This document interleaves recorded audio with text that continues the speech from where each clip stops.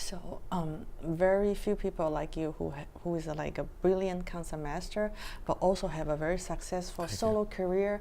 But tell us, so what do you think about chamber music? Is it very I important love for a chamber. musician? Very. It's, Me you know, too. I think for every musician who wants to be a great musician and well-rounded needs to have chamber music experience.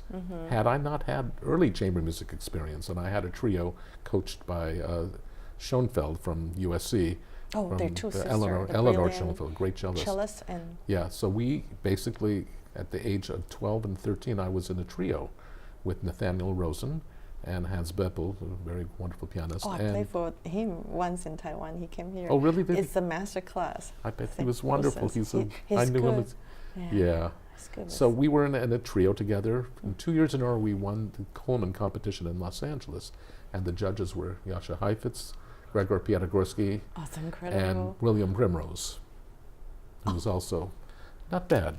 So we were. The point I'm trying to make is that without chamber music, I would have never been able to play in an orchestra. Because chamber music is a big deal. It teach me how to listen better. Exactly, it's all about And listening. you cannot be too loud when somebody No. is playing the melody, right? That's what I find about most people who come out of the conservatories who just learn how to be soloists, that they don't know how to listen. And that really shows itself, manifests itself when they play even concertos, that they don't know what's going on in the orchestra.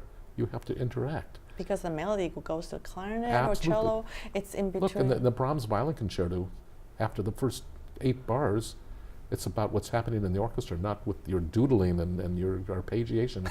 It's not that important. It's what's That's happening in the orchestra. right. If you don't have this dialogue, then you're not a complete musician. And that's unfortunately not something that's taught too much in schools, and not made. It's got to be a point that you make, that it's always about relating with the whole score. You have to know the entire score.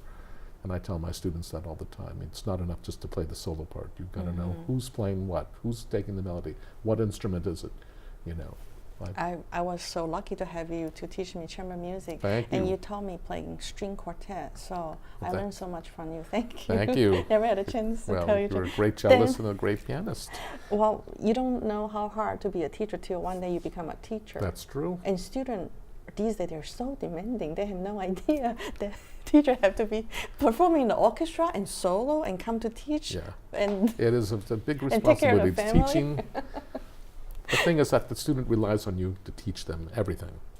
Everything. Not only, and they also rely on you as sort of as a parental substitute. But the problem of young people, they say, I mean, at least those one I taught, they don't go to concerts enough to train those No. ear. Yeah. But I was lucky because I grew up in Lincoln Centers and Carnegie Hall. So you had all this So available to you. my- Yet it was expensive, I'm sure. Yeah, but that's I save all my allowance. I buy tickets, and And if you I were hear smart good to do that. concerts, it's sort of like, oh, this is what I call great chamber music, because I have a piano trio and I study with Manhattan Pressler. But then we go watch them perform. We say this is called very well balanced between 3 instruments, between violin, piano, and cello. But you cannot be too loud, right? Absolutely. You're having a conversation with good Absolutely. friends. Yes. Nobody can.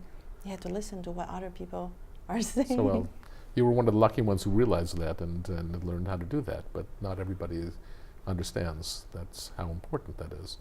So I think chamber music is essential from the very, very beginning. I was lucky also not only to have the trio, but a year after that, I was in a quartet with my brother. Your wife and Well, that came later. I wasn't at 14. I wasn't married quite yet. Not too soon after that, but forgot. I was married at 21. But no, when I was a kid, I was playing in a quartet. your brother's a violinist. My and brother was is a doctor and a violinist. That's incredible. Yeah, I don't know how he did it, but he's amazing.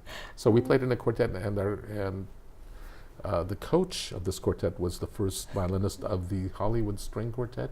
Hollywood String. Yes, I know that. You know, an amazing group of. They were studio musicians, but they made a lot of recordings, and I think one of the great quartets of all time. And we would meet every Sunday and go through the quartets with them, and they were amazing to have this And then inspiration. you become good friends of the people in Oh, the yeah. chamber music group, right? You'd certainly The best part is that, and then we chit chat, and then we chit chat so much. It's like- no time left to play. but then right? you become best friend because you have to share things and. It's this- true. Uh-huh. Well, if you have a real quartet going, then you have to be Quartet's trying- you- harder because then 4 people have to find afternoon empty together. It's It's harder. day after day. Yes, that's a very tough relationship, but it's like Yeah. marriage. You have to be able to work things out, and if you don't, then you don't want to be even close to each other. So That's I very remember funny. the Guarneri Quartet very often. You have such a sense of humor. You have to, otherwise you do a lot of crime. You gotta laugh.